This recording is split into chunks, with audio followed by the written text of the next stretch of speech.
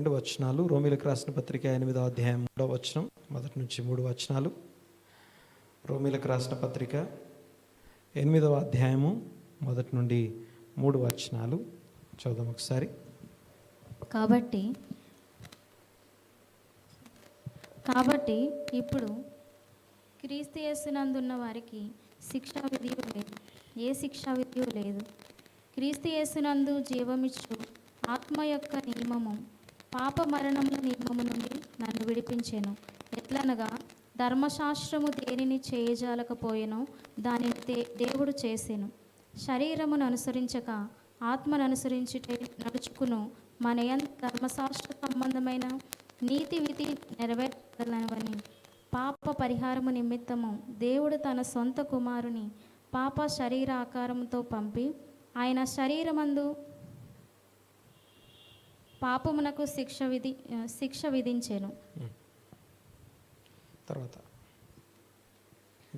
శరీరానుసారులు శరీర విషయముల మీద మనస్సునుంతురు, ఆత్మానుసారులు ఆత్మ విషయముల మీద మనస్సుంచుతారు.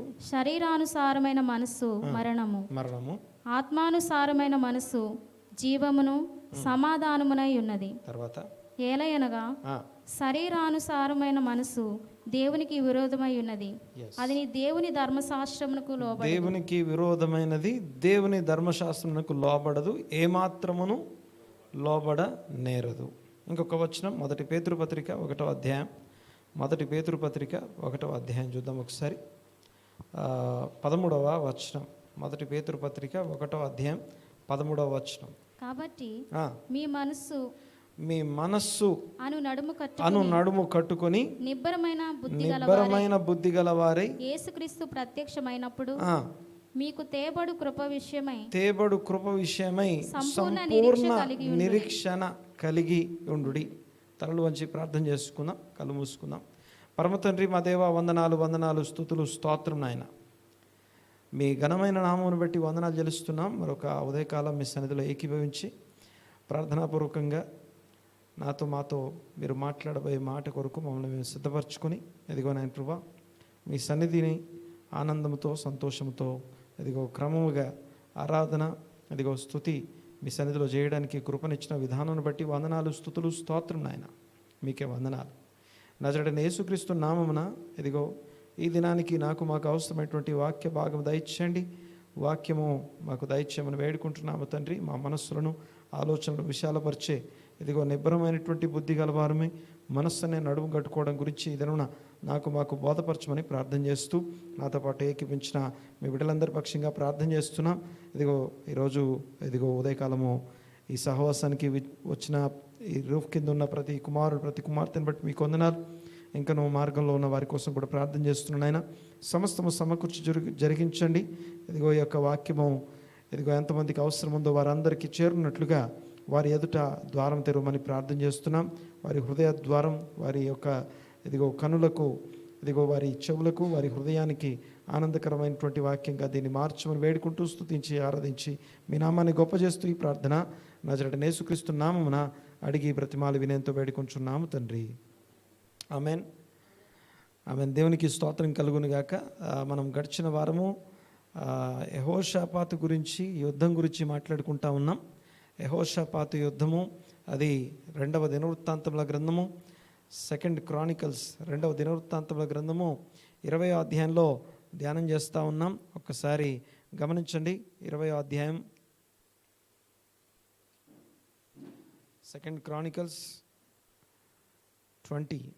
ఇందాక చదివిన 2 వచనాల్లో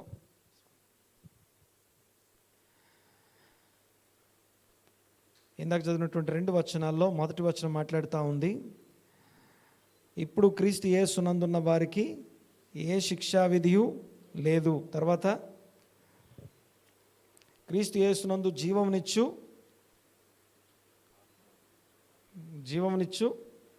అనండి గట్టిగా. తర్వాత ఆత్మ యొక్క నియమము అంటే ఏంటో తెలుసా? ఇంగ్లీష్లో స్పిరిట్ ఆఫ్ ద లా అని ఉంటుంది, అనగా ఆత్మధర్మశాస్త్రం అని అర్థం. ఈ ఆత్మధర్మశాస్త్రమునకు చూడండి ఒకసారి. ఆత్మ యొక్క ధర్మశాస్త్రము లేకపోతే జీవమునిచ్చు ఆత్మ నియమము పాప మరణముల నియమం నుండి నన్ను విడిపించను. ఎట్లనగా ధర్మశాస్త్రము లేనిది ధర్మశాస్త్రము దేనిని చేయజాలకపోయిననో దానిని దేవుడు చేశాను. శరీరం అనుసరింపక ఆత్మను అనుసరించి నడుచుకొను మన యందు ధర్మశాస్త్ర సంబంధమైన నీతి విధి నెరవేర్చబడవలనని దేవుడు తన సొంత కుమారుని పాప శరీరాకారంతో పంపి ఆ శరీరంలో మాట్లాడలేదు ఎవరు పాపమునకు శిక్ష విధించను. చాలు. తర్వాత 2వ వచనం చదువుకున్నాం పేతురు పత్రిక. అక్కడ మీ మనస్సు అనే నిబ్బరం కలిగినటువంటి మీ మనస్సును నీ నడుము కట్టుకోమంటాడు. నిబ్బరమైన బుద్ధి గలవారై మీ మనస్సు అనే నడుము కట్టుకోమని. ఈ 2 వచనాల్ని యాక్చువల్గా మనం మాట్లాడుకున్నట్టుగా ఈ యెహోషాపాతు అనబడుతున్నటువంటి రాజు, అనగా ఆ యొక్క రాజు అయినటువంటి యూదా రాజు అయినటువంటి యెహోషాపాతు గురించి లాస్ట్ వీక్ మనం కొంత ఇంట్రడక్షన్ అనగా కొన్ని విషయాలు నేర్చుకున్నాం, గమనించాం, కొన్ని విషయాలు మనకు అర్థమయ్యాయి. అయితే ఈ రోజున యుద్ధం యెహోవాదే అనే ఆ యొక్క మాట దాకా వెళ్ళాలి. నేను లాస్ట్ వీక్ మాట్లాడిన కొన్ని విషయాలు జ్ఞాపకం చేసి మనం ముందుకు వెళ్దాం. ఆ తర్వాత ముందు చదువుకున్న 2 వచనాలకి మన ఈరోజు వాక్య ధ్యానానికి ఉన్నటువంటి సంబంధాన్ని కూడా ఆలోచన చేద్దాం.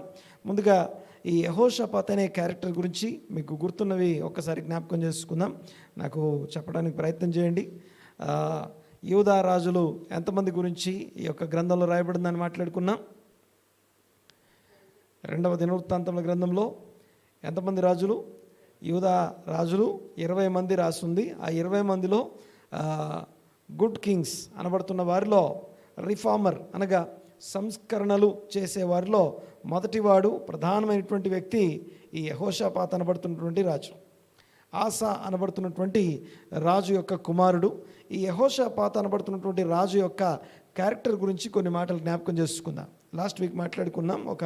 యాక్చువల్గా మార్నింగ్ మాట్లాడలేదు కానీ సెకండ్ సర్వీస్లో మాట్లాడుకున్నాం. ఒక 5 సంగతులు 5 విషయాలు మీకు జ్ఞాపకం చేస్తాను. నంబర్ 1 చూడండి ఒకసారి. Number 1, a king who set his heart to obey. దేవునికి లోబడి ఉండటానికి, దేవునికి విధేయత చూపించడానికి హీ సెట్ హిస్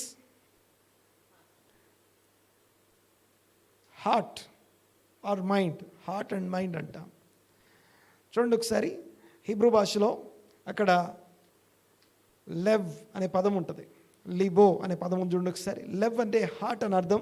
ఈ హృదయం అనే మైండ్ని దేవుని మీద స్థిరపరచుకోవడం.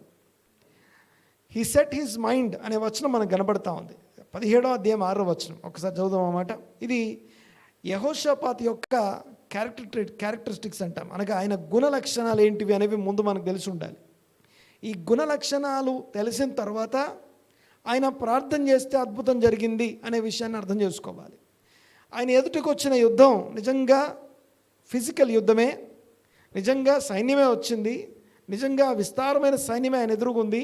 యుద్ధం చేయడానికి శక్తి లేనంత బలహీనత తన దగ్గర ఉన్నప్పటికీ బలమైనటువంటి యొక్క సైన్యంతో యుద్ధం చేయాల్సిన పరిస్థితి వచ్చినప్పుడు ఫిజికల్ యుద్ధాన్ని ఎక్కడ చేయాలి అంటే ఫిజికల్గా కాదు, దాన్ని స్పిరిచువల్ రెల్మ్లోకి తీసుకెళ్ళాడు. శరీర సంబంధమైన యుద్ధాన్ని ఈ యొక్క ఫిజికల్ బ్యాటిల్ ఫీల్డ్లో కాకుండా స్పిరిచువల్ బ్యాటిల్ ఫీల్డ్కి దాన్ని తీసుకెళ్తున్నాడు. ఆ స్పిరిచువల్ లెవెల్కి ఎలా తీసుకెళ్ళాడు అనే విషయం మనకు అర్థం కావాలంటే ముందు ఈ రిఫార్మర్ అనబడుతున్నటువంటి వ్యక్తి ఆదర్శప్రాయుడు అని చెప్పాలి. అనగా మనము అనుసరించదగినటువంటి ఆ యొక్క గుణ లక్షణాలు తనలో ఉన్నాయి. ఒక 5 విషయాలు జ్ఞాపకం చేసుకుందాం. గమనించండి ఒకసారి. ఈ ఆయన క్యారెక్టర్ మనకు అర్థమైన తర్వాత, ఆయన ఎలాంటి వాడో తెలుసుకున్న తర్వాత, తర్వాత ఆయన ఎలాంటి మనస్తత్వం గలవాడో, అంతేకాకుండా ఆ మనస్తత్వాన్ని బట్టి ఎప్పుడు ఎలాగా స్పందిస్తాడో, యుద్ధం వచ్చినప్పుడు కానీ లేకపోతే సమస్యలు వచ్చినప్పుడు ఎంత ప్రత్యక్షత తనకుంది, ఎంత ప్యాషన్ తనకుంది, అంతేకాకుండా ఎలాంటి దృక్పథం తను కలిగి ఉన్నాడు అనేది ప్రాముఖ్యమైనటువంటి విషయాలు. నంబర్ 1 మొదటిది, హీ సెట్ హిస్ హార్ట్, లేకపోతే హీ సెట్ హిస్ మైండ్ అనే మాట చూస్తా. అంటే తన హృదయాన్ని దేవుణ్ణి అనుసరించడం కోసం, దేవునికి విధేయత చూపించడం కోసం సిద్ధం పరుచుకున్నాడట, లేకపోతే తీర్మానం చేసుకున్నాడు. 17వ అధ్యాయం 6వ వచనం చదువు ఒకసారి. 2వ దినవృత్తాంతముల గ్రంథం 20వ అధ్యాయం సారీ 17వ అధ్యాయం 6వ వచనం. యెహోవా మార్గములయందు యెహోవా మార్గములయందు నడుచుకుని నడుచుకొనుటకు తన మనస్సును దృఢపరచుకొనిన వాడై. ఇందాక మనం చదివాం ఫస్ట్ పీటర్, మొదటి పేతురు పత్రిక 1వ అధ్యాయం ఎంత 13వ వచనంలో చదివాం, మనస్సు అనే నడుమును, అంతేనా, కరెక్టేనా, మనస్సు అను నడుము కట్టుకోండి అంటాడు. అంటే ఈ యొక్క నడుము కట్టుకోవడం అంటే నడుమును ఎంత జాగ్రత్తగా కట్టుకుంటామో, నడుము కట్టుకోవడం అంటే ఒక పని పూనుకోవడం, ముందుకెళ్ళడం, సిద్ధపాటును తెలియజేస్తుంది కదా. అయితే ఏ నడుమును కట్టుకోమంటున్నాడు? మనస్సు అనే నడుము కట్టుకోమంటున్నాడు. ఈ మనస్సు అనే నడుము కట్టుకున్నాడు యెహోషాపాతు అనేది మన ఈ వారపు అంశం. గమనించండి ఒకసారి. అంతేకాకుండా ఈ ధ్యానం ఎందుకు చేస్తున్నాం, ఈ యొక్క యుద్ధాల గురించి ఎందుకు మాట్లాడుకుంటున్నాం, ఈ ఆత్మీయ యుద్ధాలు అనే అంశాన్ని ఎందుకు మాట్లాడుకుంటున్నామంటే, గమనించండి, మనం పోరాడేది శరీరమైన సంబంధమైన యుద్ధాలు కాదు, ఆత్మ సంబంధమైన యుద్ధాలు. శరీర సంబంధమైన యుద్ధాలని శరీర సంబంధంగా గెలవడం అసాధ్యం, దాన్ని ఆత్మ సంబంధంగా గెలవాలి. ఆత్మ సంబంధంగా గెలవడం కోసం కొన్ని థియరిటికల్ విషయాలతో పాటు ప్రాక్టికల్గా కొంతమంది హిస్టారికల్గా కొన్ని అనుభవాల్ని మనం నేర్చుకుంటున్నాం. మనందరికీ బాగా తెలుసు, ఈ వచనాన్ని మనం ఎలా మొదలుపెట్టాము అంటే, ఆ యొక్క ఆర్మర్ ఆఫ్ గాడ్ లేకపోతే సర్వాంగ కవచము అనేది పాత నిబంధన యుద్ధాల్లో ఎలా వినియోగించబడిందో ధ్యానం చేస్తున్నా. అల్టిమేట్లీ మనం ధ్యానం చేసే అంశం ఏంటంటే, సర్వాంగ కవచాన్ని ధరించిన పాత నిబంధన యుద్ధాల్లో మనం చదువుకుంటున్నటువంటి ఈ గ్రంథంలో ఉన్నటువంటి యుద్ధాలు ఎలా వ్రాయబడ్డాయో, ఫిజికల్ యుద్ధాలని స్పిరిచువల్ తీసుకెళ్ళి వాళ్ళు ఎలాగ ఆత్మీయంగా దాన్ని గెలిచి మరి ఆత్మీయంగానే ముగించేశారంటే నో, స్పిరిచువల్ బ్లెస్సింగ్స్తో పాటు ఫిజికల్ బ్లెస్సింగ్స్ కూడా తీసుకున్నారు. శరీర సంబంధమైన ఛాలెంజెస్ని ఆత్మీయంగా గెలిచి శారీరక దీవెనలో అందుకున్నారు. అది మనం గ్రహించి నేర్చుకోవాల్సినటువంటి విషయాలు. గమనించండి ఒకసారి. ఇక్కడ మనం మాట్లాడుకున్నాం, ఈయన తన మనస్సును స్థిరపరచుకున్నాడు అని రాస్తుంది. తన మనస్సును స్థిరపరచుకున్నాడు అంటే అర్థం ఏంటంటే, తన నడుము కట్టుకున్నాడు అని అర్థం. చెప్పండి ఒకసారి. నడుము కట్టుకోవడానికి ఏ సర్వాంగ కవచాన్ని వాడతాం? నడుము కట్టుకోవడానికి ఏ సర్వాంగ కవచంలోని ఏ అంశాన్ని వాడతాం?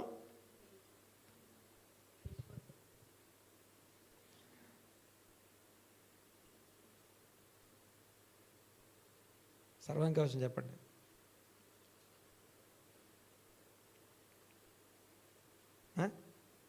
ఫస్ట్ ఏంటిదమ్మా? సత్యమను ఎడగట్టుకుంటారు అది.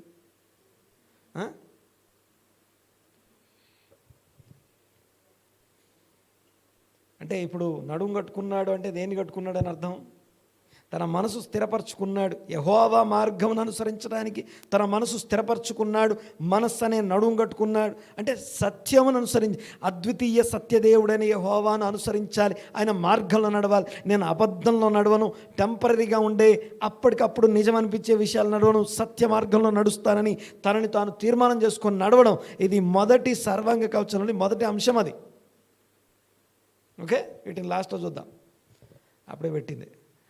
ఓకే, సెకండ్ చూడండి ఒకసారి. ఇది కదమ్మా తీసేది,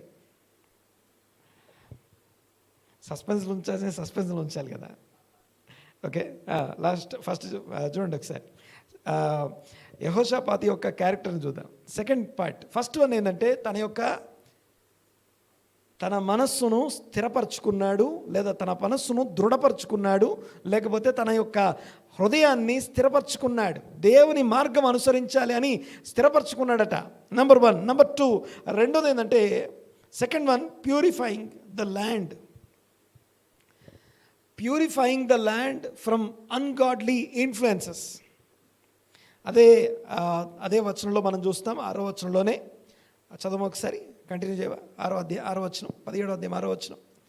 యెహోవా మార్గములందు నడుచుకొనుటకు అతడు తన మనస్సును దృఢపరచుకొనిన వాడై ఉన్నత స్థలములను, దేవతా స్తంభములను యూదాలో నుండి తీసివేశాను. అంటే దేవుడు మనకిచ్చిన టెరిటరీ, దేవుడు మనకిచ్చినటువంటి మన స్వాస్థ్యము అనబడే విషయాలు, నీ టెరిటరీ, నీ ల్యాండ్ ఏంటి, నీ రాజ్యం ఏంటి అంటే, ఎంతవరకు నువ్వు కంట్రోల్ చేయగలవో, ఎంతవరకు నువ్వు రీచ్ కలిగి ఉన్నావో వాటన్నిటిని నీ రాజ్యం అని పిలుస్తావు. నువ్వు చెప్తే ఒకరు వింటారు, నువ్వు మాట్లాడితే ఒకరు వింటారు, అది నీ రాజ్యం. నువ్వు ఒకరి మనస్సును ప్రభావితం చేయగలవు, అది నీ రాజ్యం. తర్వాత ఒక వస్తువును, ఒక విషయాన్ని నువ్వు ప్రభావితం చేయగలవు. నీ ఇన్ఫ్లుయెన్స్ ఉంది అంటే ఎంతవరకు ఉందో అదంతా నీ రాజ్యం. ఆ రాజ్యం అంతట్లో ఉన్నటువంటి ఎవ్రీ అన్గాడ్లీ థింగ్స్ని, దేవుడు అసహించుకునే విషయాల్ని, దేవునికి ఇష్టం లేని విషయాల్ని వాటన్నిటిలోంచి తొలగించేశాడు. నంబర్ 1, అదే తను ఎలాంటి వాడు అని అడిగితే మనస్సును దృఢపరచుకున్నవాడు, క్యారెక్టర్. నంబర్ 2, రెండవ విషయం ఏంటంటే అన్గాడ్లీ థింగ్స్ అనగా దేవునికి విరోధమైన విషయాలు ఏమైనా ఆ ల్యాండ్లో ఉంటే ప్యూరిఫై చేశాడు. ఇక ప్యూరిఫికేషన్ అంటాం. అపవిత్రమైనవి, దేవునికి అసహ్యమైనవి, దేవునికి ఇష్టం లేనివి, దేవునికి హేయమైనవి. ఆయనకి హేయమైన అవయవాలు మనలో ఉంటాయి. ఆయనకి హేయమైన అవయవాల్ని మనలో నుంచి తొలగించుకోవడమే ఆయన యొక్క క్యారెక్టర్ నంబర్ 2. మొదటి క్యారెక్టర్ మనసు దృఢపరచుకొని స్థిరపరచుకున్నవాడైతే, రెండవది ప్యూరిఫికేషన్ అనే విషయంలో తను స్థిరత్వాన్ని కంటిన్యూ చేస్తున్నాడు, ఆ ప్యూరిఫై చేసుకుంటున్నాడు. నెక్స్ట్ వచనం చదువు ఒకసారి. నెక్స్ట్ మాట 3rd one చూడండి ఒకసారి. తన ఏలుబడి యందు ఆగు. Character a heart for the Torah and teaching. ఈ క్యారెక్టర్ గురించి మాట్లాడుకోకుండా యుద్ధం చేశాడు, గెలిచాడు, ఏ యుద్ధం చేయకుండానే విస్తారమైన దోపుడు సొమ్ము దొరికింది అనే ఆ బ్లెస్సింగ్ని మాత్రమే చూస్తే మనం చాలా మిస్ అవుతాం. ఇందాక మాట్లాడుకున్నాం రోమపత్రిక 8వ అధ్యాయం మాట్లాడుకున్నాం. శరీరానుసారమైన మనస్సు దేవునికి లోబడదు, శరీరానుసారమైన మనస్సు దేవుని ధర్మశాస్త్రములకు లోబడనేరదు. The people who reject the law, reject the word of God. Let me explain. When I say Torah, నేను ధర్మశాస్త్రము, వాక్యము అనే పదం పలుకుతున్నప్పుడు శరీరము ధరించుకోకుండా ఉన్నటువంటి వాక్యాన్ని మాట్లాడుతున్నాను. క్రీస్తును ప్రకటిస్తున్నాం, క్రీస్తును మాట్లాడుతున్నా. రైట్, అర్థమవుతుంది కదా? చూడండి ఒకసారి ఈయన క్యారెక్టర్ నెంబర్ 3. మూడవ విషయం ఏంటంటే ఆ హార్ట్ ఫర్ తోరా. ఒక్కసారి ఈ వచనం చదవమా, 9వ వచనం, 7 నుంచి 9 వచనాలు. 7వ వచనం నుంచి కంటిన్యూ చేయి. 17వ అధ్యాయం. తన ఏలుబడి యందు 3వ సంవత్సరమున యూదా పట్టణములలో జనులకు ధర్మశాస్త్రమును బోధించుటకై అతడు పెద్దలైన బెనహాయిలను 1 2 3 4 5 పేర్లు ఉన్నాయి కదా, ఆ పేర్లు తర్వాత చదవమా, పేర్ల తర్వాత చదువు. అను లేవీయులను యాజకులైన ఎలీషామా యెహోరాము పంపెను. వీళ్ళు ఏం చేయాలి? ఈ 8వ వచనం వరకు ఈ 2 వచనాల్లో ఈ పేర్లు ఏవైతే రాయబడి ఉన్నాయో వీళ్ళందరూ లేవీయులు మరియు పలానా యాజకులు. ఈ యాజకులు లేవీయులను పంపిస్తున్నాడు. ఎక్కడికి? దేశమంతా తిరగమని చెప్తున్నాడు. ప్రతి పట్టణానికి పంపిస్తున్నాడు. కంటిన్యూ. ప్రతి పట్టణానికి వీరిని పంపించి కంటిన్యూ చేయండి, చదవమా. వారు యెహోవా ధర్మశాస్త్ర గ్రంథమును చేతపుచ్చుకొని యూదా వారి మధ్య అనగా దేశమంతటిని ప్యూరిఫై చేయడం మాత్రమే కాదు, దేవుని వాక్యం నేర్పించాలి, దేవుని కట్టడలు నేర్పించాలి, దేవుని యొక్క అంగీకారమైన ఆయనకి ఇష్టమైనటువంటి ఆ కట్టడలు ఏవైతే సేవ్ చేసే విషయాలు ఉన్నాయో, రక్షించే ఆ యొక్క ఆజ్ఞలు ఏవైతే ఉన్నాయో, కట్టడలు, కంచె ఏవైతే ఉన్నాయో ఆ కంచె వేయడం అంటాం దీన్ని. 1 మనసు దృఢపరచుకున్నాం, 2 ల్యాండ్ ప్యూరిఫై చేసాం, 3 కంచె వేస్తున్నాం, బౌండరీ వేస్తున్నాం. ఆ కంచె ప్రొటెక్ట్ చేస్తుంది. దేవుని ఆజ్ఞలు మనని ప్రొటెక్ట్ చేస్తాయి. కంటిన్యూ చేయండి ఒకసారి, కంటిన్యూ అమ్మా.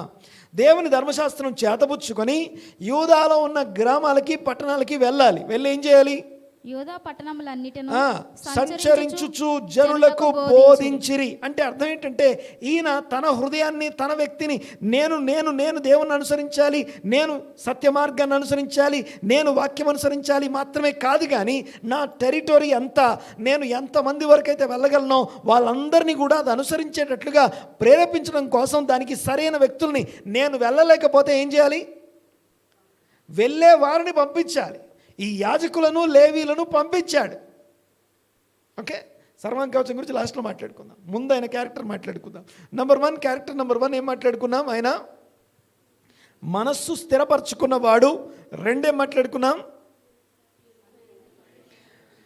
హేయమైనటువంటి ప్యూరిఫికేషన్, లేకపోతే ఆ యొక్క అసహ్యమైన విషయాల్ని తొలగించి ప్యూరిఫై చేశాడు. 3వది ఏం మాట్లాడుకున్నాం?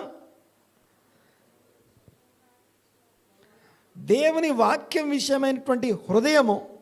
దేవుని వాక్యము తన అనుసరించడం మాత్రమే కాదు, అందరికీ అందాలి, ఇది అందరూ అనుసరించాలి అని ప్రకటన చేయడం మొదలుపెట్టాడు. దేవునికి స్తోత్రం.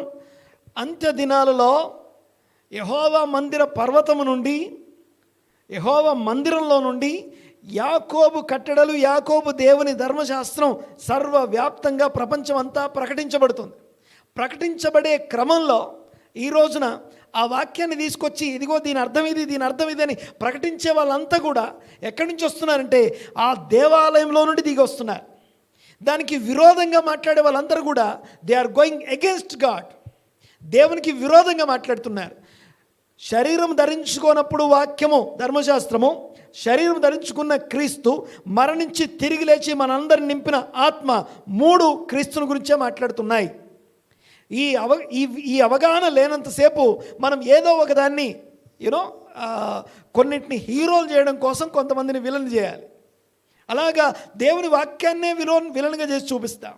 చాలా జాగ్రత్తగా గమనించాలి ఒకసారి. ఈ యెహోషాపాతు ఆ యొక్క వాక్యమును తీసుకెళ్తున్నాడు యూదయ అంతటా అంటే అర్థం ఏంటంటే, ఇదే విషయం కొత్త నిబంధనలో చూస్తే యెరూషలేములోను యూదయ సమరయ భూదిగంతముల వరకు నాకు సాక్షులై ఉంటారు అంటున్నాడు.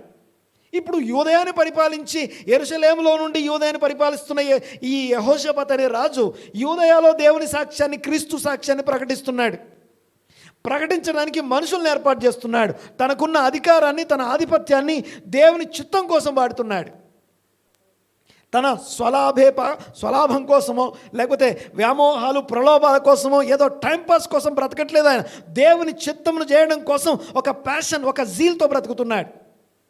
ఇది తన వ్యక్తిత్వం. ఇదంతా కూడా యెహోషాపాతు యొక్క వ్యక్తిత్వం అర్థం కాకుండా యెహోషాపాతు యుద్ధం మనకు అర్థం కాదు. తర్వాత 1 తన యొక్క హృదయాన్ని, మనసును స్థిరపరచుకున్నాడు. 2 ప్యూరిఫికేషన్. 3 దేవుని వాక్యం అందరికీ అందాలి, నేను అనుసరిస్తున్నాను, దాంట్లో ఆనందంతో అనుసరిస్తున్నాను, నాతో పాటు అందరూ అనుసరించాలి. బలవంతంగా కాదు, బలవంతంగా కత్తులిచ్చి మీరు అనుసరించకపోతే మిమ్మల్ని చంపేస్తామని చెప్పి పంపించలేదు ఆయన. పంపించింది సైనికుల్ని లేకపోతే పలానా వాళ్ళని కత్తులిచ్చి పంపించలేదు ఆయన. లేవీయుల్ని, యాజకుల్ని పంపిస్తున్నాడు బోధించడానికి, టీచ్ చేయడానికి. Not to kill anybody. చంపడం కోసం కాదు, వాక్యాన్ని బోధించి ఒప్పింపజేయడం కోసం. ఇదిగో ఇది వాక్యం, ఇది వాక్యం, ఇది అనుసరించాలి, ఇది మన దేవుడు అని ప్రకటించడానికి పంపిస్తున్నాడు. నెంబర్ 4 4వది డిపెండెన్స్, హ్యూమిలిటీ అంటాం. అనగా తగ్గింపు మరియు ఆ యొక్క ఏమంటామంటే లోబడే మనస్తత్వం. 20వ అధ్యాయంలో చూస్తాం. యుద్ధం వచ్చినప్పుడు ఏం చేయాలి? ఒక్కసారి తీసేమది. 2 యుద్ధాలు జరిగాయి. 4వది 5వది కలిపి చెప్పేస్తాను. 5వది వచ్చేసి సీకింగ్ అంటే విచారణ. అంటే దేవుడు ఏం చెప్తాడో వినాలి నేను. యుద్ధం రాగానే, సమస్య రాగానే, ప్రాబ్లం రాగానే చేయాల్సిన మొదటి పని ఏంటంటే, దేవా నీ ఇన్సైట్ ఏంటి, నీ ఉద్దేశం ఏంటి, నీ చిత్తం ఏంటో నాకు బయలుపరచు. ఇక్కడ ఇది నాకు వచ్చింది, ఎవరికి రాకుండా. యాక్చువల్గా అయితే నేను అన్ని విషయాలు మాట్లాడలేను స్టేజ్ మీద నుంచి, లేకపోతే పబ్లిక్గా మాట్లాడలేను. బట్ కొంతమంది నా దగ్గరికి వస్తారు. ఎవ్రీడే ఈ ప్రాసెస్ జరుగుతూ ఉంటుంది. ఒక మోస్ట్ టిపికల్ థింగ్ని రీసెంట్గా నేను చూశాను. ఒక యాక్సిడెంట్, అది విషయం. సరే, దాని గురించి నేను అందరికీ చెప్పలేను, కానీ పాయింట్ ఏంటంటే, అది ఎందుకు జరిగింది అనే విషయాన్ని ఎక్స్ప్లెయిన్ చేసిన తర్వాత విన్నవారికి ఎస్ ఇది దేవుని చిత్తం అని అర్థమైపోద్ది. చెప్పినవాడికి తృప్తి, విన్నవాడికి కూడా. అంటే అంత సమస్యలో కూడా ధైర్యంగా ఉంటాడు. చాలా సమస్యలో కూడా ధైర్యంగా నిలబడతాడు. కారణం ఏంటంటే అది ఎందుకు ఏంటి అనేది వివరణాత్మకంగా వాక్యంలో చూపించినప్పుడు. పాయింట్ ఏంటంటే, ఇప్పుడు 2 యుద్ధాలు చూసాం కదా మనం. లాస్ట్ వీక్ 18వ అధ్యాయంలో యుద్ధం ఉంది. 20వ అధ్యాయం యుద్ధం గురించి ఇంకా చూడలేదు, చూస్తాం నెక్స్ట్. ఇంకా సమయం పడుతుంది, మనకి అయిపోలేదు. 18వ అధ్యాయం యుద్ధము, 20వ అధ్యాయం యుద్ధము, 2 యుద్ధాలు ఉన్నాయి కదా. రెండిట్లో కామన్ థింగ్స్ ఏమేమి చూశారు మీరు? 18వ అధ్యాయంలో ఎవరితో యుద్ధం చేశాడు? ఏమో పాస్టర్ గారు నేను లాస్ట్ వీక్ రాలేదనకండి. 18వ అధ్యాయంలో ఎవరితో యుద్ధం చేశాడు? రామోత్ గిలాది యుద్ధం అంటాం, సిరియా వారితో యుద్ధం. అది ఆ యుద్ధం చేసేటప్పుడు ఆ యుద్ధం చేయడానికి యాక్చువల్గా మన యుద్ధం కాదు, అది పోయి అహాబ్తో కలుసుకున్నా. ఇస్రాయేల్ రాజు అనబడుతున్న ఒకసారి మ్యాప్ చూపించాను. నార్థన్ కింగ్డమ్, సదరన్ కింగ్డమ్ అని 2 ఉంటాయి కదా. అయితే సదరన్ కింగ్డమ్ అనేది యూదయ రాజ్యము, పైనున్న రాజ్యం ఏదైతే ఉందో అది ఇస్రాయేల్ రాజ్యం.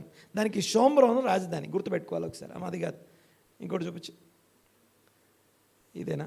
ఇది కూడా కాదేమో. ఇంకా లేదా? ఓకే, తీసేయి. అదే పెట్టు, ఫస్ట్ ఇది పెట్టు. సో పైన ఒక కింగ్డమ్, కింద ఒక కింగ్డమ్ ఉంటుంది. అంటే ఇస్రాయేల్ రాజ్యం పైనుంచి కిందాక ఇక విడిపోయి ఈ కింద ఉన్నదాన్ని యూదా రాజ్యం అంటాం. అయితే యూదాకి పైన ఉన్నది షోమ్రోను రాజధానిగా ఉన్నటువంటి ఇస్రాయేల్ రాజధాని, ఇస్రాయేల్ రాజ్యం. అది తీసేమా. పాయింట్ ఏంటంటే ఈ 2 రాజ్యాలు ఏవైతే ఉన్నాయో ఈ పైన ఉన్నటువంటి 2గా విడిపోయింది. ఆ పైన ఉన్నటువంటి రాజుతో మనం వియ్యం పొంది అహాబు రాజు దగ్గరికి వెళ్ళిపోయాడు. అహాబు రాజుతో వియ్యం పొందినప్పుడు అహాబు రాజు ఏమన్నాడంటే, రామోత్ గిలాద్ మీదకి యుద్ధానికి వెళ్దాం, నాతో పాటు వస్తావా? ఇదంతా లాస్ట్ వీక్ చాలా డీటెయిల్గా మాట్లాడుకున్నాం. పాయింట్ ఏంటంటే ఆ యుద్ధానికి ఇప్పుడు ఉన్నటువంటి 3 ఉన్నారు కదా, మోయాబీలు, అమోనీయులు మరియు ఇంకొకటి ఎవరు, ఏదోమీయులు లేదా మయోనీయులు అని రాస్తుంది. సరే, ఈ 3తో కలిసి ఇప్పుడు యుద్ధం చేయాలి. ఈ యుద్ధానికి ఆ యుద్ధంలో ఉన్నటువంటి కామన్ పాయింట్స్ ఏది? యెహోషాపాతు వైపు నుంచి చూసి మీకు ఏమేమి కనిపించాయి చెప్పండి? ఏమేమి కనిపించాయి రెండిట్లో కామన్ థింగ్స్? ఆ యుద్ధంలో యెహోషాపాతు ఏం చేశాడు, ఈ యుద్ధంలో యెహోషాపాతు ఏం చేశాడు? అంటే ఈ 20వ అధ్యాయంలో ఉన్నటువంటి యెహోషాపాతు అర్థం కావడానికి 18వ అధ్యాయాన్ని ముందు పెట్టాం. కామన్ థింగ్ ఏం కనపడుతుంది అక్కడ చెప్పండి, పర్లేదు. దేవా నువ్వేమంటావు, వెళ్ళాలా వద్దా అని విచారణ చేద్దామంటాడు. అంతా రెడీ అయిపోయాం యుద్ధం చేద్దామని. అహాబ్ అనే ఒక భక్తిహీనుడు అందాం, లేకపోతే పాపి దుష్టుడు అని చెప్పాలి, ఒక దుష్టరాజు. ఈ దుష్టరాజుతో వియ్యం పొందాం. నేను మీ వాడనే, మా ప్రజలు మీ వారే అని చెప్పేశాడు. వాళ్ళతో కలిపేశాడు, తీసుకెళ్ళి కలిపేసినప్పుడు ఇప్పుడు యుద్ధానికి వెళ్దాం అన్నప్పుడు అంతా రెడీ అయిపోయారు. కానీ యెహోషాపాతు మాత్రం ఏమంటాడు తెలుసా? విచారణ చేద్దాం అన్నట్టు. ఒకసారి మాట ఇంకోసారి, విచారణ చేద్దాం, మనం విచారణ చేద్దాం అంటాడు. సరే, రెండోసారి యుద్ధం వచ్చింది. ఇప్పుడు 20వ అధ్యాయంలో యుద్ధం ఉంది. ఇక్కడేమంటున్నాడు యుద్ధం రాగానే? ఇక్కడేమంటున్నాడు యుద్ధం రాగానే? వెంటనే ఫాస్టింగ్ మరియు వెంటనే అందరిని వచ్చిన తర్వాత విచారణ చేద్దాం, దేవుని సన్నిధిలో వెయిట్ చేద్దాం. ఈ వెయిట్ చేయడం అనేది దేవాని సన్నిధిలో, బాగా వినండి ఒకసారి మాట, బైబిల్ స్టడీ అని మనం అంటాం కదా, ఏమంటామండి గట్టిగా? ఫస్ట్ ఏం చెప్పాను నేను? ధర్మశాస్త్ర సంబంధమైన నీతి విధి మనలో నెరవేర్చబడుట అనేది ప్రాథమికమైనటువంటి అంశం. ఈ ధర్మశాస్త్రంలో ఉన్నటువంటి దేవుని చిత్తం ఏదైతుందో దాని నీతి విధి మనలో నెరవేరాలి. క్రీస్తు నియమం అంటాం దాన్నే. ధర్మశాస్త్ర సారాంశం నిన్ను వల్ల నీ పొరుగు అని ప్రేమించుమనే సువార్త. ఆ సువార్త ప్రకటించబడుతుంటే ఆ సువార్త మనలో నెరవేరాలి. ఆ ధర్మశాస్త్ర సంబంధమైన నీతి విధి మనలో నెరవేరుట అనే అంశం ప్రధానమైనటువంటి అంశం అది. సరే, పాయింట్ ఏంటంటే ఆ అంశాన్ని నెరవేర్చడం కోసం అని ఉంది కదా. అయితే ఇక్కడ యెహోషాపాతు ఆ నీతి విధిని నెరవేర్చే ప్రాసెస్లో శరీర సంబంధులు ధర్మశాస్త్రమునకు, శరీర సంబంధమైన మనస్సు ధర్మశాస్త్రమునకు లోబడదు, దేవునికి లోబడదు, ధర్మశాస్త్రమునకు లోబడదు. దేవుడేంటో తెలియాలంటే ఆయన వాక్యం ఏంటో తెలియాలి. దేవుడేంటో తెలియాలంటే దేవుడి వాక్యం ఏంటో తెలియాలి. అంతేకాదు, దేవుడు వాక్యమై ఉన్నవాడు. వాక్యమే అనండి గట్టిగా, వాక్యమే దేవుడై ఉన్నాడు. అంటే ఇప్పుడు నేను దేవా నీ యొక్క చిత్తం ఏంటో నాకు తెలియాలంటే ఎక్కడికి వెళ్ళాలి? నేను విచారణ చేయడం అంటే శకునాలు చూడడం అని కాదు, చిట్లు వేసుకోవడమో లేకపోతే టాస్ వేయడమో కాదు. అక్కడ యెహోవా యొద్ద విచారణ చేస్తున్నాడు. అనగా దేవా నీ జ్ఞానం, నీ ఇన్సైట్ నాకు ఇవ్వు. ఇప్పుడు నేను ఎలా యుద్ధం చేయాలో, ఎలా ముందుకెళ్ళాలో నాకు ఒక ఏమంటామంటే నాకు ఒక ఇన్సైట్, నాకు ఒక జ్ఞాన ఉపదేశం దయచేయని అడుగుతున్నాడు. దీన్నే విచారించడం అంటాం. బైబిల్ స్టడీ అని మనం తెలుగులో, ఇంగ్లీష్లో అంటాం కదా, వాక్య ధ్యానం అంటాం. వాక్య ధ్యానం. హీబ్రూలో ఆ ధ్యానం అనే మాటని, స్టడీ అనే మాటని హీబ్రూలో ద్రాష్ అంటారు. అనండి ఒకసారి. ద్రాష్ అనే మాటకి study the word and seeking అని అర్థం. అంటే వాక్యంలోకి వెళ్ళి వెతుక్కోవడం అన్నమాట.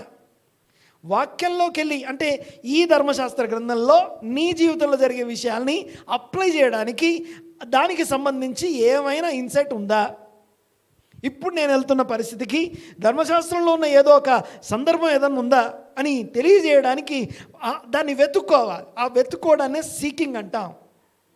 దాన్ని వెతుక్కోవడమే సీకింగ్ అంటాం. దేవునికి స్తోత్రం కలుగునుగాక. హల్లెలూయా. రైట్, చూడండి ఒకసారి.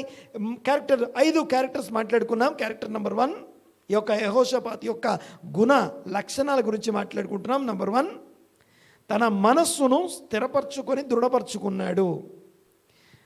నెంబర్ 2,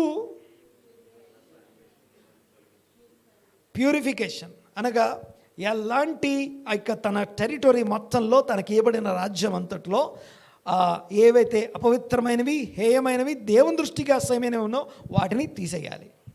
నెంబర్ 3, మూడోది, దేవుని ధర్మశాస్త్ర గ్రంథాన్ని నేనొక్కడే కాదు, ఇప్పుడు చూడండి ఒకసారి తీసేయండి అని చెప్పాడు. రాజుగారు చెప్పారు తీసేద్దాం అంటే కాదు. ధర్మశాస్త్రం నేర్చుకొని తీసేటప్పుడు రాజుగారు చెప్పారు కాబట్టి తీసేయవు, నీ అంత నువ్వే తీసేస్తావు. అర్థమైంది అనుకుంటున్నా. ఇప్పుడు డాడీ చెప్పాడు కాబట్టి మేము చెయ్యం. ఎందుకు చేయను, ఎందుకు ఇది చేయలేదంటే మా డాడీ చెప్పాడు అంటారు. డాడీ ఎందుకు చెప్పాడు అంటానికి దానికి సంబంధించిన ఇన్సైట్ వాక్యం, మూడో విషయం తెలిస్తే అప్పుడు ఏమంటాం అంటే ఓహో ఓకే, అప్పుడు మనంతట మనమే చేస్తాం. ఎవరో చెప్తే చేయడం కాదు, మనంతట మనమే చేస్తాం. ఇదంతా తనంతట తాను దేవుని వాక్యం నేర్చుకొని చేస్తున్నవాడు ఇప్పుడు తనతో పాటు అందరూ చేయాలని చెప్పి అందరికీ ప్రకటించాలి. దేశమందంతటా ప్రకటించబడాలి. 3, 4వది డిపెండెన్సీ. యుద్ధం వచ్చిన ప్రతిసారి, సమస్య వచ్చిన ప్రతిసారి ఫస్ట్ వెళ్ళేది తనకంటే బలమైన వారితో సంబంధం పెట్టుకోవడానికి కాదు వెళ్ళేది, లేకపోతే ఇంకేదో బల సంబంధమైనటువంటి ఇంకోటి ఏదో జ్ఞానం దగ్గరికి వెళ్ళట్లేదు. దేవా నీ సహాయం కావాలని చెప్పేసి తన దేవుని దగ్గరికి వెళ్తున్నాడు. సీకింగ్, లేకపోతే డిపెండెన్సీ ఆన్ గాడ్, దేవుని మీద ఆధారపడే వ్యక్తిత్వం. ఇక ఆఖరిది సీకింగ్ అనే మాట్లాడుకున్నాం. సీకింగ్ అంటే వెతుక్కోవడం, అంటే దేవుని ఇన్సైట్ కొరకు ఎదురు చూసేవాడు. అందుకే our eyes are upon you అంటాడు. మా కనుదృష్టి మీ మీదే ఉన్నది అని చెప్పడం. దేవునికి స్తోత్రం కలుగునుగాక. ఆ యొక్క 7 నుంచి 9 వచనాల ప్రార్థనలో అంటాడు లాస్ట్కి, ఏమంటామంటే ఇశ్రాయేలు ప్రజలందరినీ తీసుకొస్తాడు, మెన్ ఉమెన్ అందరినీ తీసుకొచ్చి, పిల్లల్ని అందరినీ కలిపి, ఇదిగో దేవుని యొద్ద విచారణ చేద్దాం రండి అని చెప్పి తీసుకొచ్చి తగ్గించుకొని మా కనులైతే మీ మీదే ఉన్నాయి అంటాడు. నెంబర్ 1 డిపెండెన్సీ, నెంబర్ 2 సీకింగ్ అంట. ఈ 5 యెహోషాపాతు యొక్క ఏమంటాం గుణాలు, ఆయన గుణాలు ఇవి.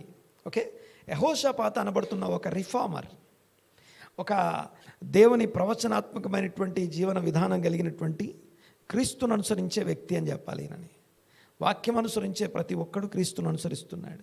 క్రీస్తును అనుసరించే ప్రతి ఒక్కడు దేవుణ్ణి అనుసరిస్తున్నాడు. అన్నీ వేరువేరు కాదు. ఇకపోతే గమనించండి ఒకసారి.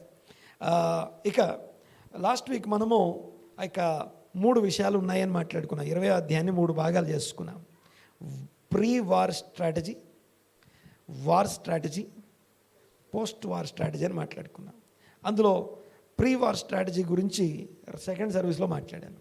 5 విషయాలు జ్ఞాపకం చేసుకొని మనం ముందుకు వెళ్ళిపోదాం. చూడండి ఒకసారి ఫాస్ట్గా. ఇప్పుడు 5 నేను జ్ఞాపకం చేయలేను కానీ ఒక్కసారి స్లైడ్ పెట్టమా ఫాస్ట్గా. సెకండ్ స్లైడ్ పెట్టి ఒకసారి. క్యారెక్టర్ అయిపోయిన తర్వాత ఓకే చూడండి ఒకసారి. ఫస్ట్ వన్, ప్రీ వార్ స్ట్రాటజీలో ఫాస్టింగ్ యునైటెడ్, అంటే ఇశ్రాయేలు ప్రజలందరినీ ఐక్యపరిచి రండి ఉపవాసం చేద్దాం. సమస్య వచ్చినప్పుడు ఎప్పుడు కూడా గమనించండి ఒకసారి, నీకు ఎప్పుడైనా సరే యుద్ధాలు ఎప్పుడు కూడా ఎక్కడ జరుగుతాయి? మైండ్లో జరుగుతాయి. యుద్ధం ఫస్ట్ జరిగేది మైండ్లో. నువ్వు అక్కడ గెలవకపోతే ఎక్కడ గెలవలేవు. జాగ్రత్తగా నాలుగు ఒకసారి మాట. ఎప్పుడైనా సరే యుద్ధం కలిగినప్పుడు వెంటనే ఆత్మీయ సహవాసాన్ని కోరుకోవాలి. కానీ ఫస్ట్ మనం ఐసోలేట్ అయిపోతాం. ఐసోలేట్ అయిపోతున్నాము, ఇండివిజువల్గా మారిపోతున్నాము, ఒక ఆత్మన్యూనత, ఇన్సెక్యూరిటీ అండ్ ఇన్ఫీరియారిటీలోకి వెళ్ళిపోతున్నాం అంటే వీఆర్ మిస్సింగ్ సంథింగ్. రాంగ్ వెళ్ళిపోతున్నాం మనం. అందుకనే యుద్ధం రాగానే తను ఒంటరిగా వెళ్ళిపోలేదు, ఏకాక అయిపోలేదు. కానీ ఏం చేస్తున్నాడట, రండి అందరం కూర్చుందాం, అందరం కలిసి ప్రార్థన చేద్దామని పిలుస్తున్నాడు. యునైట్ చేసి ఫాస్ట్ చేస్తున్నాడు. ఇది ప్రీ వార్ స్ట్రాటజీలో 3 అంశాలు. Number 1 fasting and unification. రెండోది ఏమంటామంటే ఒక స్ట్రాటజిక్ ప్రేయర్ అంటాం. ఒక స్ట్రాటజిక్ జ్ఞానయుక్తమైనటువంటి దేవుణ్ణి ఇంప్రెస్ చేసే ప్రార్థన అది. దేవుణ్ణి ఆలోచింపజేసే ప్రార్థన, దేవుడు జవాబిచ్చే ప్రార్థన అంటాం దీన్ని. సక్సెస్ఫుల్ ప్రేయర్స్లో one of the best prayer అని చెప్పాలి. అయితే ఇక ఆఖరిది వచ్చేసి ఓన్లీ ప్రార్థన చేసి లేచి వెళ్ళిపోవట్లేదు, జవాబు వచ్చేదాకా వెయిట్ చేస్తున్నారు. Seeking the word, seeking for the word of God. దేవుని యొక్క వాక్యం ఏం చెప్తుందో వెయిట్ చేస్తున్నాడు, ప్రవచనం కోసం వెయిట్ చేస్తున్నాడు. ప్రొఫెసీ, నిజంగా ప్రొఫెసీ ఎలా ఉంటుంది అని అడిగితే ప్రవచన గ్రంథం. Okay, who is the greatest profit అంటే ఏం చెప్తాం? Who is the greatest profit అంటే ఏం చెప్పాలి అమ్మా? Who is the greatest profit? మాట్లాడరు.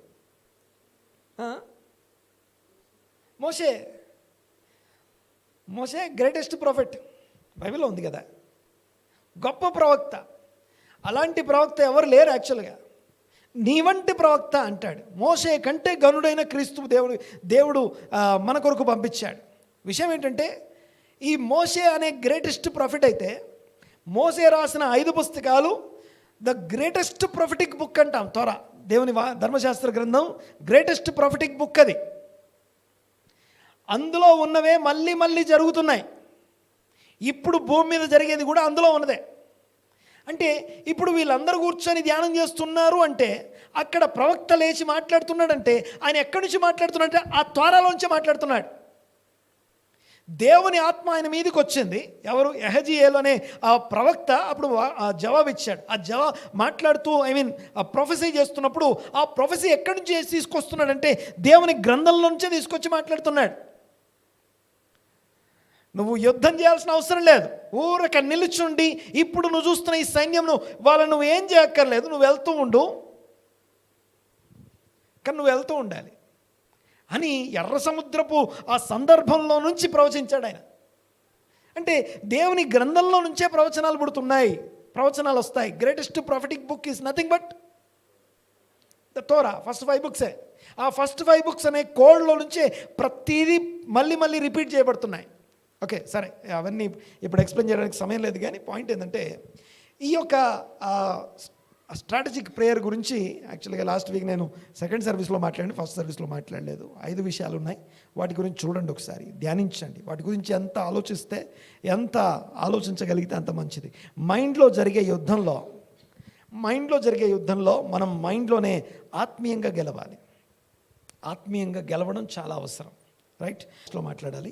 మరొకసారి మీకు జ్ఞాపకం చేస్తాను. లాస్ట్ స్లైడ్, ఇది సర్వాంగ కవచం గురించి మీకు జ్ఞాపకం చేస్తాను. చూడండి ఒకసారి ఫాస్ట్గా. ఇది అయిపోలేదు, ఇంకా నెక్స్ట్ వీక్ మాట్లాడుకుందాం. ఇంకా యుద్ధం దాకా వెళ్ళలేదు. ఇక యుద్ధం జరిగే విధానం ఉంది, సీకింగ్ అనేది ఇంకా అయిపోలేదు. సో ఇది ఒక్కసారి మీకు జ్ఞాపకం చేసి ఈ రోజుకి ముగిస్తాను. నంబర్ 1, ఆ యొక్క 6 ఏమంటాం వాటిని, సర్వాంగ కవచం అన్నాం కదా. ఆ 6 కలిగి ఉన్న యెహోషాపాతును మాట్లాడుకుందాం. నంబర్ 1 ఇందాక మాట్లాడుకున్నాం, అర్థమైపోయింది. సత్యమను దట్టి, belt is nothing but the truth. తన మనస్సును దేవుని మీద నిలుపుకోవడమే, తన హృదయాన్ని స్థిరపరచుకోవడం ఈజ్ నథింగ్ బట్ తన బెల్ట్ని తను కట్టుకోవడం. ఆత్మ సంబంధమైనటువంటి ఆ యొక్క బెల్ట్ని తను కలిగి ఉన్నాడు. దేవుడిచ్చు సర్వాంగ కవచం ఆ యొక్క నడుము కట్టుకోవడం, మనస్సనే నడుము కట్టుకోవడం. మనస్సనే నడుమును దేంతో కట్టుకుంటున్నాడు అంటే సత్యంతో కట్టుకుంటున్నాడు. యెహోవాను అనుసరించాలి అని పెట్టుకుంటున్నాడు. Number 1, that is the truth. His mind set is nothing but truth. ఆ మైండ్ సెట్ సత్యాన్ని అనుసరిస్తూ ఉంది. Number 2, his actions. ప్యూరిఫికేషన్ అని మాట్లాడుకున్నాం ఇందాక. ఆ యాక్షన్స్ ఏవైతున్నాయో, రిమూవ్డ్ ఫాల్స్ ఐడియాలజీస్. అసత్య సంబంధమైన, యెహోవాకు విరోధమైన విషయాలు ఏవైతే తొలగించడం ఉందో, దీన్నే నీతి అను మైమరు అంటాం. అది మనల్ని ప్రొటెక్ట్ చేస్తుంది. అది మనల్ని, మన ఛాతి భాగాన్ని ప్రొటెక్ట్ చేస్తుంది. ఓకే, బ్రెస్ట్ ప్లేట్ అంటాం కదా, ఆ యొక్క ఛాతి భాగం నీతి అను మైమరువు అంటాం దాన్ని. Actions, easy action. దీన్నే నీతి వస్త్రాలు అని కూడా పిలుస్తా. నీతి వస్త్రాలు ఏంటివి అంటే పరిశుద్ధుల నీతి క్రియలు, యాక్షన్స్ అంటాం. వాట్ ఈస్ ఈజ్ యాక్షన్స్ అంటే తను ఏది వింటున్నాడో, ఏది నేర్చుకున్నాడో, ఏది నమ్ముతున్నాడో దాన్ని యాక్షన్స్ రూపంలో పెడుతున్నాడు. ఆ ఫాల్స్ ఐడియాలజీస్ నుంచి వాటన్నిటిని తొలగించడం. నెంబర్ 3, మూడోది his leadership. His leadership is nothing but his shoes. ఏంటది? సమాధాన సువార్త. సమాధాన సువార్త చెప్పాలి అనే సిద్ధ మనసు కలిగి ఉండడం అవుతుందో అనే జోళ్ళు ధరించండి అన్నది కదా. ఆ జోళ్ళు ఏంటివి అని అడిగితే ఆయన సమాధాన సువార్త అనే ఆ యొక్క జోళ్ళు కలిగి ఉన్నాడు. దేశమందంతటా తను వెళ్ళడమే కాదు, తన పక్షంగా లేవీలను, యాజకులను పంపిస్తున్నాడు.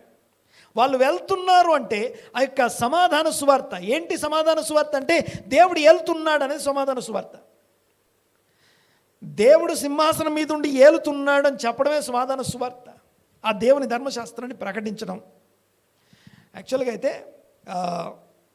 మీకు మాటలు చెప్పాలంటే అతిశయం. ఒకసారి మన మండే రోజు 4 విషయాల కోసం ప్రార్థన చేస్తాం. Every Monday we pray for 4 things. Number 1, చట్టాలు తయారు చేసేవాళ్ళు అనండి ఒకసారి. చట్టాలు తయారు చేసేవాళ్ళు అంటే ఈ ఎమ్మెల్యేలు, ఎంపీలు ఉంటారు చూసారా, వాళ్ళు చట్టాలు తయారు చేసే వాళ్ళ కోసం ప్రార్థన చేస్తాం. ఓకే, అంటే all the politicians, all the leaders of the land, ఈ దేశం యొక్క ఆధిపత్యం పరిపాలన చేస్తూ చట్టాలు తయారు చేసే వాళ్ళు ఎవరైతే ఉన్నారో వాళ్ళ కోసం మొదటి ప్రార్థన. సెకండ్ ప్రార్థన ఎవరి కోసం చేస్తాం? ఆ చట్టాలు అమలుపరిచే ప్రభుత్వ ఉద్యోగుల కోసం ప్రార్థన చేస్తాం. అధికారులు మరియు ప్రభుత్వ ఉద్యోగస్తుల కోసం. ఎందుకంటే వాళ్ళు దాన్ని అమలుపరచాలి. ఓకే, అన్ని రకాల డిపార్ట్మెంట్స్ ఆ చట్టాలని అమలుపరచడం అనేది వాళ్ళ పని. చట్టాలు చేసేవాళ్ళు, చట్టాలు అమలుపరిచేవారు. మూడోది ఏంటి? ఆ చట్టం ప్రకారం అన్ని సవ్యంగా చక్కగా జరిగేటట్టు చూసేది న్యాయ వ్యవస్థ అంటాం, జ్యుడిషియరీ. న్యాయ వ్యవస్థ చట్ట ప్రకారం చట్టాలన్నీ సరిగ్గా అమలుపరచడం అనేవి అనగా వాటి విషయంలో అన్కాంప్రమైజ్డ్గా లేకపోతే సరిగ్గా అన్నీ కరెక్ట్గా జరిపించడం, ఒక క్రమంగా జరిపించడం అనేది న్యాయ వ్యవస్థ. మూడోది. నాలుగోది వచ్చేసి ఏమంటాం? యాక్చువల్గా మీడియా. కానీ మీడియా ఈ మూడిటికి నాలుగోది ఎందుకు యాడ్ అయ్యిందంటే ఇవి చట్టాలు అని తెలియజేయడానికి ఇది ప్రకటించాలి. మీడియా యొక్క ప్రైమరీ జాబ్ ఏంటంటే ఈ చట్టం చేయబడింది, దీని అర్థం ఇది అని ప్రపంచానికి పరిచయం చేయాలి, చెప్పాలి. అందుకే ఈ 4 అంశాల కోసం మండే ప్రార్థన చేస్తాం. ఈ 4టికి చాలా ప్రత్యేకత ఉంది. సరే, ఇప్పుడు నా పాయింట్ ఏంటంటే ఈయన జోళ్ళు ధరించాడు, ఆ యొక్క యుద్ధానికి వెళ్ళదగినటువంటి షూస్ ఆయన ధరించాడు అని ఎలా తెలుస్తుందంటే దేశమందంతటా సువార్త ప్రకటించడం కోసం వాళ్ళు పంపిస్తున్నాడు. అందుకే సువార్త ప్రకటించువాని పాదములు సుందరములై ఉన్నవి. ఎందుకు అవి సుందరములై ఉన్నవంటే వాటికి షూస్ ఉంటాయి. వాటికి అద్భుతమైనటువంటి సువార్త ప్రకటించాలనే ఒక షూ ఉంటుంది. రాత్రి పగలు తేడా లేదు, సమయం అసమయం తేడా లేదు, ఎప్పుడు వాక్యాన్ని ప్రకటించాలి, చెప్పాలి. ప్రకటించడం కోసం నేనన్నా వెళ్ళాలి, వెళ్ళామన్నా పంపించాలి. ఏదో ఒక రకమైన సహాయం చేయాలి, ఏదో ఒక రకంగా సహాయం చేయడం, పరిచర్యకి సపోర్ట్ చేయడం ఇవన్నీ పక్కన పెట్టేస్తాం. కానీ యూదా రాజు అయినటువంటి ఆ యొక్క యెహోషాపాతు ఈ సర్వాంగ కవచం కలిగి ఉన్నాడు అని చెప్పడం కోసం ఈ మాటలని జ్ఞాపకం చేస్తున్నాను. అంటే ప్రాక్టికల్గా ఒకరు ఎలా ఉంటారో తెలియజేయడం కోసం చూపిస్తున్నాను. ఈయనే కాదు, ఇంకా చాలా యుద్ధాలు మనం ధ్యానించాల్సి ఉంది. నెక్స్ట్ నాలుగోదా? 1 సత్యమనే దట్టి అనగా బెల్ట్. 2 రైచస్నెస్ యాక్షన్స్, నీతి అనే మైమరువు. 3 సమాధాన సువార్త, షాలోమ్ పీస్ అనే ఆ యొక్క సమాధాన సువార్తను ప్రకటించి అనగా దేవుని చట్టాన్ని, దేవుని వాక్యాన్ని సర్వ ప్రపంచానికి ప్రకటించడం కోసం వెళ్ళే ఆ ప్రయత్నం ఏదైతుందో దాన్నే లీడర్షిప్ అంటాం, దాన్నే జోళ్ళు అంటాం. లీడర్షిప్ అనేది ఒక్కడే వెళ్ళిపోయేది కాదు, వెనకాల అందరూ వస్తున్నారా లేదా కలుపుకొని పోయేది. దాంట్లో కొన్నిసార్లు కఠినమైన నిర్ణయాలు ఉంటాయి, కొన్నిసార్లు బుజ్జగింపులు ఉంటాయి, కొన్నిసార్లు ప్యాంపరింగ్, కొన్నిసార్లు హెచ్చరికలు ఉంటాయి. సో ప్రతి ఒక్కరికి దేవుడు లీడర్షిప్ ఇచ్చాడు. వాక్యం ప్రకటించడం కోసం మన లీడర్షిప్ వాడబడాలి. నెక్స్ట్ 4వది డిపెండెన్స్. దీన్నే ఫెయిత్ఫుల్నెస్ అంట. 2 యుద్ధాల్లో కూడా దేవుని కొరకు ఎదురు చూడడం అనేది తన నమ్మకత్వం. అంటే ఏదైనా రాగానే డిస్ట్రాక్ట్ అయిపోవట్లేదు, తొలగిపోవట్లేదు. ఫెయిత్ఫుల్నెస్, నమ్మకంగా నిలబడుతున్నాడు. ప్రతి యుద్ధంలో, ప్రతి ఛాలెంజ్లో, శ్రమలో దేవుని సన్నిధిలో నిలబడుతున్నాడు. దాన్ని ఫెయిత్ఫుల్నెస్ అంటాం. అది డాలు, విశ్వాసం అనే డాల్ అంటాం దాన్ని. అగ్ని బాణాలు ఆర్పేయచ్చు దాంతో. అనగా చూడండి ఒకసారి, ఎవరో నన్నేదో అంటే ఇప్పుడు నా శత్రువు అన్నోళ్ళ, ఇప్పుడు ఎవరో నన్ను ఏదో అన్నారు, నా శత్రువు అన్న వాళ్ళు కాదండి. ఆ అన్న వాళ్ళ మీద నేను ఎలా రియాక్ట్ అవుతున్నాను అనేది ఉంది చూసారా? ఆ మైండ్లో ఉన్న ఈవిల్ ఇంపల్స్ పనిచేస్తుందా?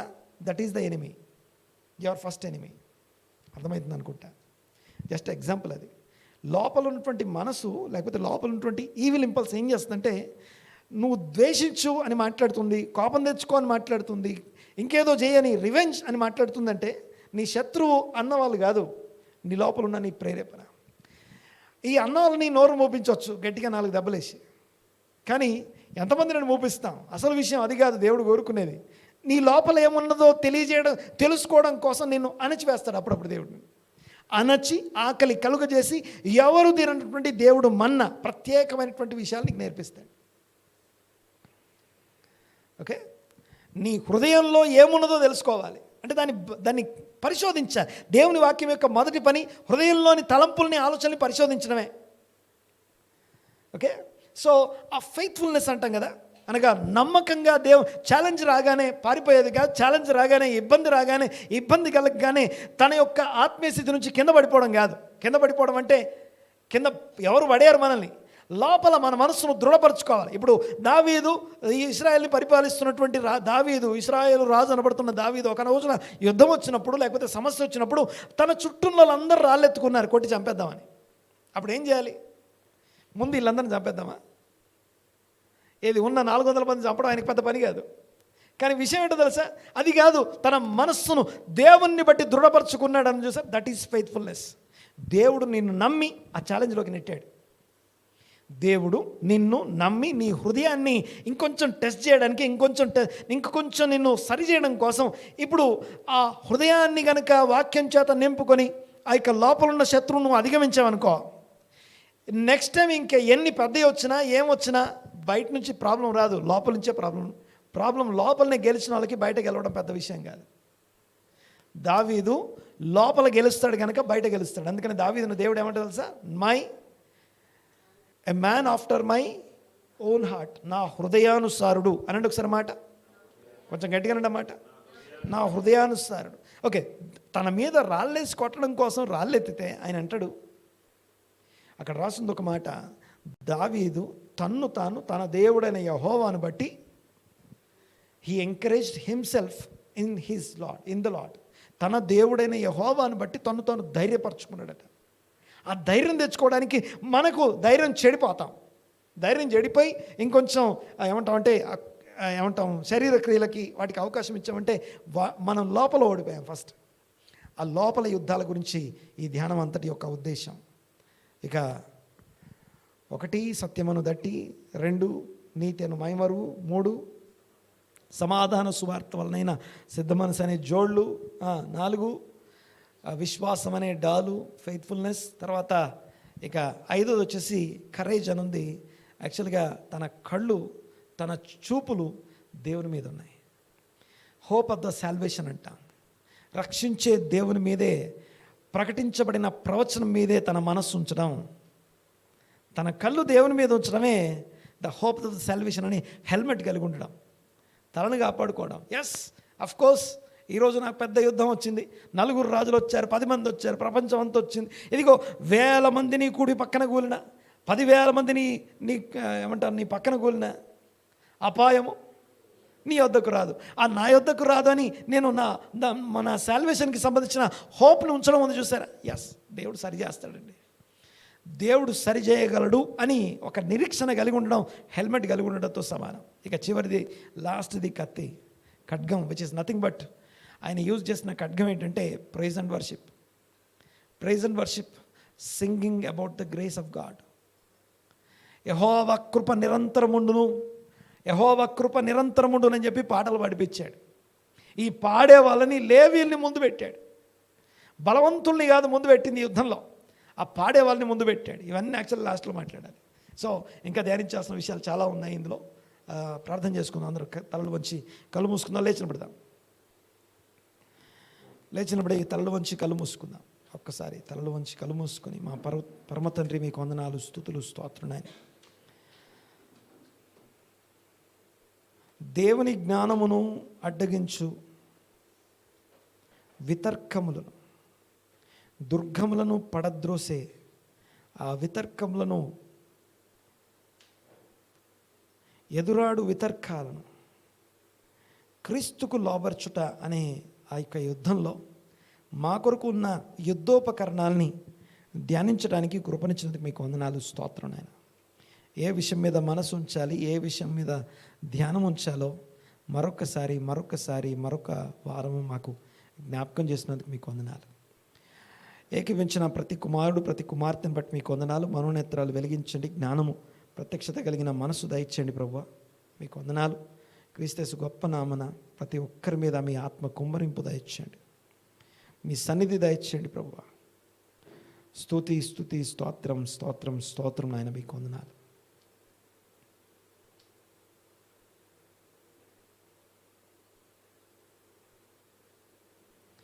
ఏకీభించిన ప్రతి ఒక్కరిని మీ వాక్య ప్రత్యక్షతో దీవించి ఆశీర్వదించి స్థిరపరచమని ప్రార్థన చేస్తున్నా.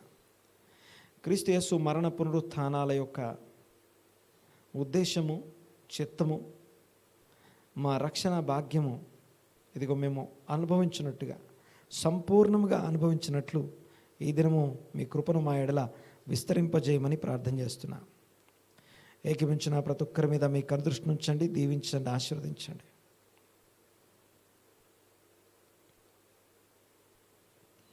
మీ సన్నిధిని ప్రతి ఒక్కరి మీద ఉంచి దీవించి ఆశీర్వదించి ఈ ఉదయకాలపు కృప అందరి ఎడలా విస్తరింపజేయండి ప్రభువా.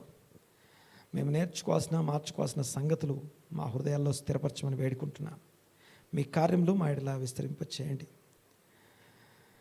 యెహోషాపాతు అనబడుతున్నటువంటి ఒక ఆత్మీయ నాయకుడు ఎలాగైతే సర్వాంగ కవచం ధరించి ఉన్నాడో అలాంటి సర్వాంగ కవచం మేము అందరము ధరించి కొనసాగడానికి కృప దయచేయండి.